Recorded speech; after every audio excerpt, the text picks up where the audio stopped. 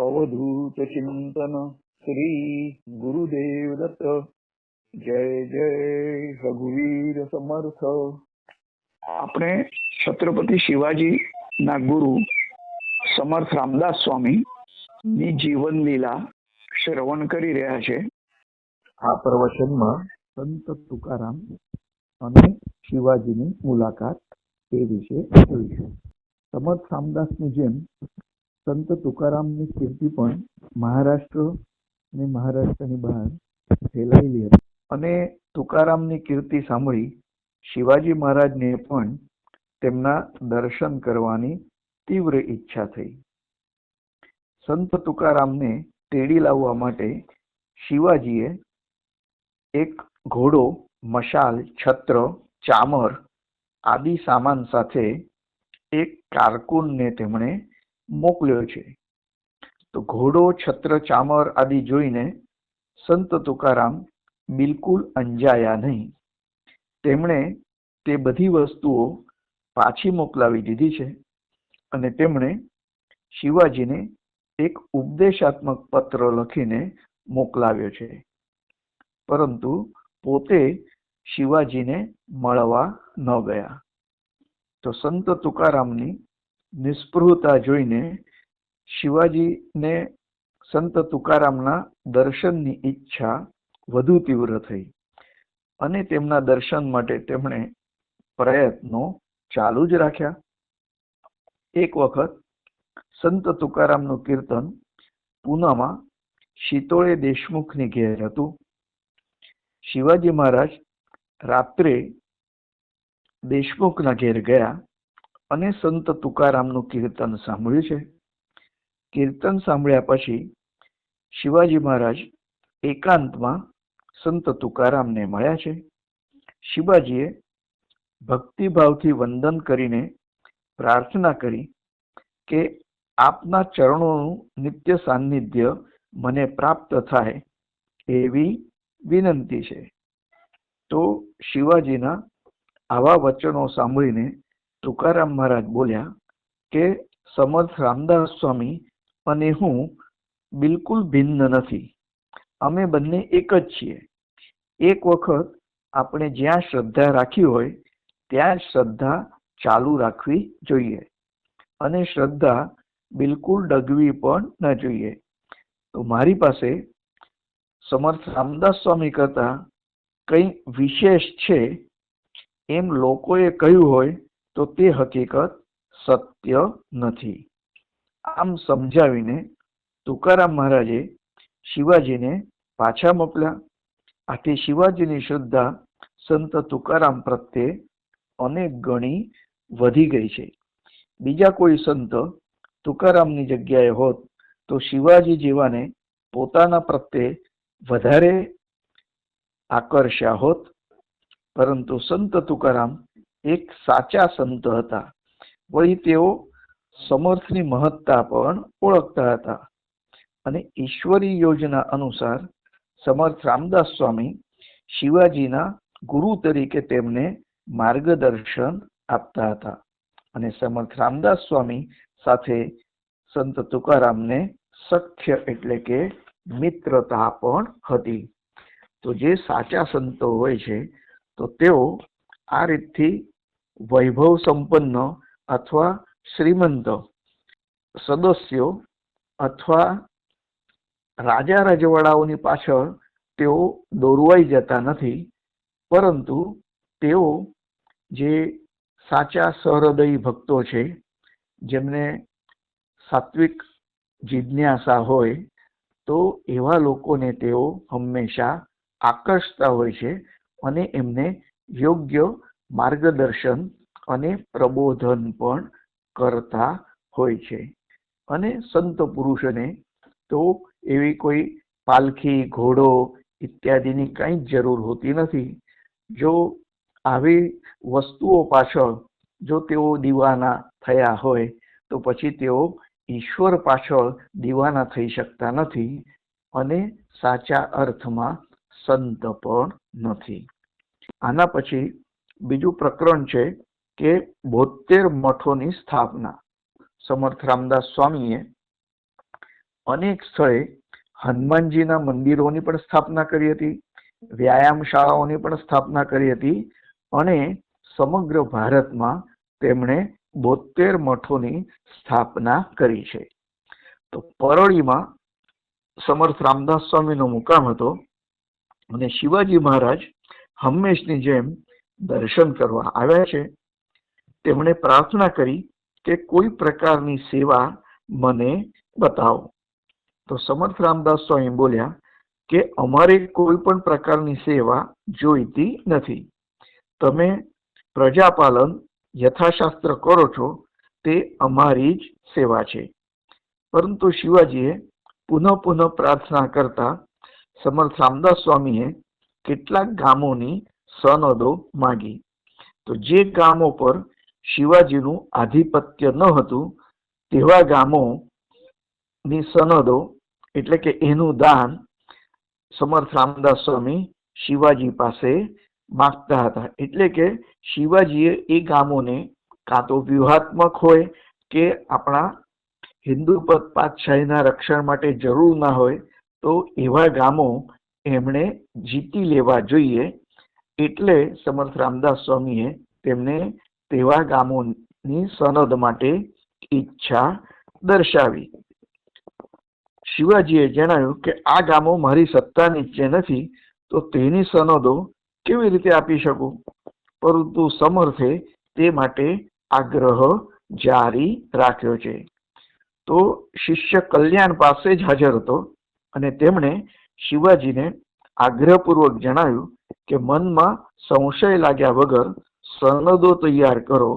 અને છેવટે શિવાજીએ તે ગામની સનદો તૈયાર કરી અને સમર્થને અર્પણ કરી. તો જે ગામની સનદો સમર્થને અર્પણ થઈ હતી ત્યાં એક મઠની સ્થાપના કરવા તથા મઠ માટે વ્યવસ્થાપક તરીકે એક શિષ્યની તેમણે નિમણૂક કરી છે. અને તે શિષ્ય તે ગામમાં મઠ સ્થાપના કરવા જાય તે પહેલા જ તે ગામો શિવાજીની આણમાં આવી ગયા. આમ સમર્થ રામદાસ સ્વામીની લોકોત્તર શક્તિ પણ વિલક્ષણ હતી. તેમણે અમુક ગામની સનદ માગી એટલે તે ગામ શિવાજીના આધિપત્ય નીચે આવી જ સમજો. શિવાજીએ પણ તે શિષ્યોને મઠ સ્થાપના માટે સર્વ પ્રકારે મદદ કરી છે. ભોળારામને વરાડ પ્રાંતમાં કરંજ ગામે મૂક્યો છે. મુસળરામ હતો તો તેની નિમણૂક બેદર પ્રાંતમાં તેમણે કરી છે. જયરામ ગોસાઈને બાલેઘાટમાં નિલંગે સ્થળે મૂકવામાં આવ્યો. ત્રંબક ગોસાઈને ભાનગાંવ નજીક ઔરંગાબાદમાં મઠના વ્યવસ્થાપક તરીકે મૂક્યો છે. દેવીદાસ ગોસાઈને બેગાંવ રવાના કર્યો. આમ જુદા જુદા 72 શિષ્યોને વિવિધ મઠોના મહંત બનાવી કાશીથી રામેશ્વર સુધી અને પૂર્વથી પશ્ચિમ સમુદ્રની હદમાં ધાર્મિક સામ્રાજ્યને આયોજનબદ્ધ ઊભું કર્યું છે. તો સમર્થ રામદાસ સ્વામીને હિન્દુ પદ પાતશાહી આપણા સનાતન ધર્મ તો એના રક્ષણ અને વિકાસ માટે જે પણ કરવાનું યોગ્ય લાગ્યું તે માટે તેઓ શિવાજીને સૂચન કરતા અને શિવાજી એ રાજકીય શક્તિ હોવાથી તેઓ તેને અનુમોદન આપીને તેને ક્રિયાન્વિત કરતા હતા. તો આવી તો ઘણી બધી બાબતો છે કે જેમાં સનાતન ધર્મ અને એને રક્ષણ કરતા જે ગોબ્રાહ્મણ પ્રતિપાલક તરીકે રાજીવીઓ થઈ ગયા તેમાં છત્રપતિ શિવાજીનું નામ પણ ટોચ ઉપર છે. હવે પછીના પ્રવચનમાં પ્રારબ્ધની પરીક્ષા તો એ વિશે આપણે શ્રવણ કરીશું. તો સમર્થ રામદાસ સ્વામી પોતાના શિષ્યો સાથે પારમાર્થિક વિષયો પર ચર્ચા વિચારણા કરતા. તેમાં કોઈ સંદેહ કે સંશય હોય તો તેને તેઓ દૂર કરતા. એક વખત પ્રારબ્ધ અને પુરુષાર્થ વિશે ચર્ચા થઈ, પરંતુ કલ્યાણને પૂરી રીતે સંતોષ ન થયો. સમર્થ રામદાસ સ્વામી તેને જોઈને બોલ્યા કે વખત આવે અનુભવથી પ્રત્યક્ષ આ સમજાશે. તો આમ કહીને વિષય ત્યાં જ પૂરો થયો છે. તો થોડા દિવસો પછી સમર્થ રામદાસ સ્વામીએ કલ્યાણને કહ્યું કે ચાલો આપણે રંગોબાને મળવા જઈએ. તો રંગોબા એટલે રંગનાથ સ્વામી, અને તેઓ વૈભવ સંપન્ન રીતે બાહ્યતઃ જીવતા હતા. તો રંગોબા એટલે રંગનાથ સ્વામી, જે સ્વામી પંચાયતનમાંથી એક હતા. તેમના બાહ્ય દેખાવ, કિંમતી વસ્ત્રો, અલંકારો, સવારી માટે ઘોડો, હાથમાં શસ્ત્રો એવા પ્રકારનો હતો કે જોનારને એમ જ લાગે કે આ વ્યક્તિ સાધુ નથી, એટલે કે ત્યાગી નથી, પરંતુ વૈભવ સંપન્ન ભોગી છે અથવા રાજયોગી છે. પરંતુ વાસ્તવિક રીતે આ તથ્ય ન હતું. બાહ્ય ભોગો, અલંકાર, શાસ્ત્રો, વાહન માટે અશ્વ એ એમનું પ્રારબ્ધ હતું, પરંતુ તેઓ ભોગોમાં આસક્ત ન હતા, ન તો તેઓ ભોગોની અપેક્ષા પણ રાખતા હતા. આથી તેઓ એક પરમ ત્યાગી, જેટલા જ વૈરાગ્યશીલ સાધુ કહી શકાય તેવા એક સત્પુરુષ હતા. સમર્થ રામદાસ સ્વામી બોલ્યા કે ઘણા દિવસોથી રંગોબાને મળ્યો નથી, તો આજે રંગોબાને આપણે મળવા જઈએ.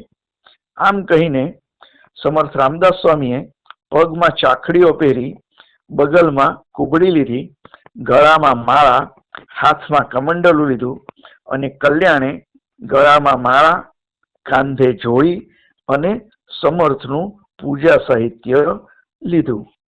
બંને ગુરુ શિષ્ય વર્ધાની ખીણ સુધી પહોંચ્યા, અને આ બાજુ રંગનાથ સ્વામી પણ સમર્થના દર્શન કરવા આવી રહ્યા હતા. તો આને કહેવાય ટેલિપથી. તો એક સંત બીજાને મળવા જાય છે, તો બીજા સંત પણ તેમને મળવા આવી રહ્યા છે. તે સમયે તો ટેલિફોન વગેરે કાંઈ જ ન હતો, પણ વિચાર તરંગોથી તેઓ એકબીજાને આવા સંદેશાઓ આપતા હતા. તો રંગનાથ સ્વામીએ તેમના હંમેશના મુજબનો રાજાશાહી કિંમતી પોશાક, 5 હથિયાર, મુગટ, પગમાં સુવર્ણ તોડા, હાથમાં સુવર્ણ કંકણ, ગળામાં રત્નજડિત હાર ધારણ કરેલો હતો, તથા તેઓ ઘોડા પર સવાર થઈને આવી રહ્યા હતા. ઘોડાની આગળ તથા પાછળ 10-20 શિષ્યો લંગોટીધારી હતા. ઘોડા ઉપર સવારી કરીને તેઓ આવી રહ્યા હતા, અને તેમણે સામેથી સમર્થ અને કલ્યાણને આવતા જોયા, એટલે રંગનાથ સ્વામી ઘોડા ઉપરથી ઉતરીને સમર્થનું અભિવાદન કરવા આગળ આવ્યા છે. તો નજીક આવીને તેમણે સમર્થને દંડવત પ્રણામ કર્યા, અને સમર્થે તેમને વાંસે હાથ ફેરવીને બેઠા કર્યા છે, અને કહ્યું કે રંગોબા, અમે તમને જ મળવા આવી રહ્યા હતા. તો રંગનાથ સ્વામીએ પણ કહ્યું, એટલે જ હું પણ તમારા દર્શન કરવા માટે આગળ આવ્યો છું. તેઓ એક ઝાડ નીચે બેઠા અને પરસ્પર ક્ષેમ કુશળ પૂછીને વાતચીત કરી રહ્યા હતા. તો અલગ મલક વાર્તાના દોરમાં સમર્થ રામદાસ સ્વામીએ રંગનાથ સ્વામીને પ્રશ્ન પૂછ્યો કે રંગોબા, તમે પણ ગોસાઈ અને હું પણ ગોસાઈ, બંને ગોસાઈ હોવા છતાં અમારી પાસે લંગોટી તથા પદયાત્રા નસીબમાં છે, જ્યારે તમારા માટે કિંમતી વસ્ત્રો, પોશાક, અલંકારો, શસ્ત્રો તથા સવારી માટે અશ્વ, તો આવી ભિન્નતા શા માટે છે? ખરેખર તો આ પ્રશ્ન કલ્યાણને પ્રારબ્ધ શું છે તે સમજાવવા માટે જ કર્યો હતો, અને કલ્યાણ પણ રામદાસ સ્વામી સાથે જ હતો. તો રંગનાથ સ્વામીએ જવાબ આપ્યો કે આમાં મારી કોઈ ઈચ્છા નથી, અથવા મારી કોઈ પણ આને માટે આકાંક્ષા હોતી નથી, એવો કોઈ સંકલ્પ પણ હું કરતો નથી, પણ આ બધી વસ્તુઓ પ્રારબ્ધને લીધે મને ચોંટે છે એમ હું માનું છું. હું જો કે તેમાં આસક્ત કદી પણ થતો નથી અને તે મોહમાં હું કદી લપેટાતો પણ નથી. આ બધી ચીજો જો મારાથી દૂર જાય તો પણ હું એને માટે કોઈ પણ ચિંતા મોહ મમતા રાખતો નથી. તેને તટસ્થ ભાવથી જોઉં છું, ભોગવવું અને ભોગવું છું. તો સમર્થ બોલ્યા કે પ્રારબ્ધ હોય શાનું? તમે હથિયાર અલંકારો વસ્તુનો ત્યાગ કરો અને નાખી દો, અને પછી પ્રારબ્ધ શાનું? તો રંગનાથ સ્વામી કહે કે આ જેવી આજ્ઞા કરશો તે પ્રમાણે હું વર્તીશ. તો સમર્થ રામદાસ સ્વામી બોલ્યા કે તમે સામેની ઊંચાણવાળી ટેકરી પર સ્થાન ગ્રહણ કરો અને ત્યાં વૃક્ષોની છાયા પણ નથી, નજીક પાણીની પણ વ્યવસ્થા નથી અને ભોજન માટે પ્રયત્ન કરશો નહીં, એટલે રાત્રિ સુધી ત્યાં જ મુકામ કરો અને પછી આપણે જોઈશું કે તમારું પ્રારબ્ધ એ છાંયડા માટે, ભોજન માટે, પાણી ઇત્યાદિ માટે વ્યવસ્થા કરે છે કે નહીં. જ્યારે તમારે જ્યાં જવું હોય ત્યાં જ જજો. હું અને કલ્યાણ આજુબાજુના ગામડાઓમાં ભિક્ષા લેવા જઈએ છે, પછી તમારા સમાચાર લઈશું. તો સમર્થ રામદાસ સ્વામીના પ્રારબ્ધમાં હંમેશા એ ભિક્ષા હતી, એ ત્યાગયુક્ત એક કર્મ છે. તો એમના પ્રારબ્ધમાં ભિક્ષા હતી અને રંગોબા તેઓ રાજયોગી હોવાથી તેમને ઉચ્ચ પ્રકારનું અન્ન ઇત્યાદિ મળતું હતું, વાહન માટે ઘોડો અથવા રથ મળતો હતો. તો આવો ફરક હતો. રંગનાથ સ્વામી કહે કે જેવી આજ્ઞા. ત્યારે સમર્થ રામદાસ સ્વામી કહે કે તમને તડકામાં ઊભા રાખીને મારે જોવું છે કે તમારું પ્રારબ્ધ કેવું છે. રંગનાથ સ્વામી બોલ્યા કે જેવી આપની આજ્ઞા. એમ કહીને તેઓ છાંયડો છોડીને ઊંચી ટેકરી પર કોઈ પણ છત્ર કે તંબુ વગર બેસી ગયા. ઘોડાને તેમણે ઝાડની નીચે દૂર બાંધી દીધો. શિષ્યો પાણીની શોધમાં આજુબાજુ ગયા અને દૂર નદી પરથી પાણી પણ લઈ આવ્યા છે. આ બાજુ સમર્થ રામદાસ સ્વામી આજુબાજુના ગામડાઓમાં ભિક્ષા માગવા માટે જતા હતા. તો આ જ સમય દરમિયાન રામચંદ્ર અમાત્ય, જે છત્રપતિ શિવાજીના એ અષ્ટ પ્રધાનમંડળમાંથી એક હતા, તો તેઓ આ જ રસ્તેથી પસાર થઈ રહ્યા હતા અને તેઓ છત્રપતિ શિવાજીના સરદારોમાંના એક હતા. તેમણે જોયું કે ઊંચી ટેકરી પર કોકનો મુકામ છે.